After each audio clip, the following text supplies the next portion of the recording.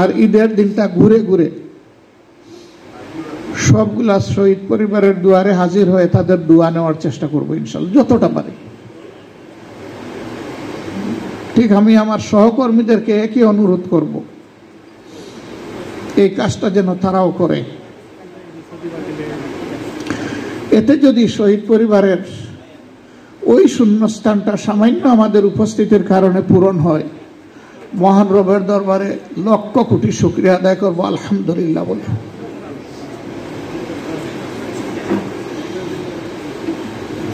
আজকে মানুষ মুখ খুলে কথা বলতে পারছে, কিছুটা স্বস্তির সাথে চলাফেরা করতে পারছে, যে শহীদ এবং আহত ভাই বোনদের ত্যাগের বিনিময়ে। আমি দেশবাসীকে অনুরোধ করব, তাদের জীবন এবং রক্তের সাথে আমরা যেন এমন কোনো কাজ না করি যেটা তাদের রক্ত এবং জীবন অপমানিত হবে। আমরা যেন সর্বোচ্চ সম্মানের জায়গায় তাদেরকে ধারণ করে রাখতে পারি। আল্লাহ যেন এই তৌফিক দান করেন।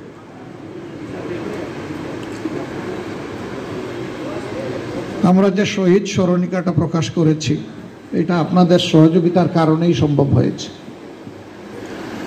আমরা বলেছিলাম যে আপনাদের কাছে স্মরণিকা পৌঁছে যাবে, পরপর কিছু জরুরি কাজ পড়ায় আমরা এখনো পৌঁছাতে পারিনি। আমরা চেষ্টা করব রমজান মাসের ভিতরেই আপনাদের সবার কাছে 10টা ভলিউমের মধ্যে যে ভলিউমে এই শহীদের নামটা আছে, অন্তত এই ভলিউমটা আপনাদের হাতে তুলে দেওয়ার।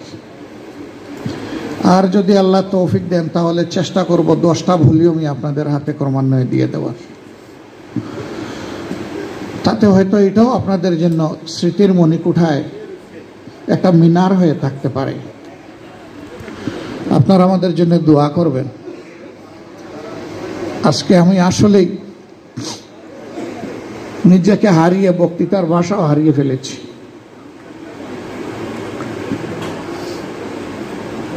আমরা সবাই মিলেই,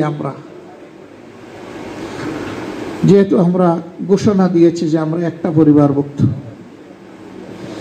আল্লাহ যেন এই কথার উপরে আমাদেরকে মজবুত রাখেন এবং আন্তরিকভাবে এই কথাটা বাস্তবায়নের তৌফিক যেন আল্লাহ আজীবন আমাদেরকে দান করেন। সবাইকে শুকরিয়া। আল্লাহ তাআলা আজকের এই ইফতার আমাদের গুনাহ মাফের কারণ হিসাবে, আমাদের উপর রহমত বর্ষণ হিসাবে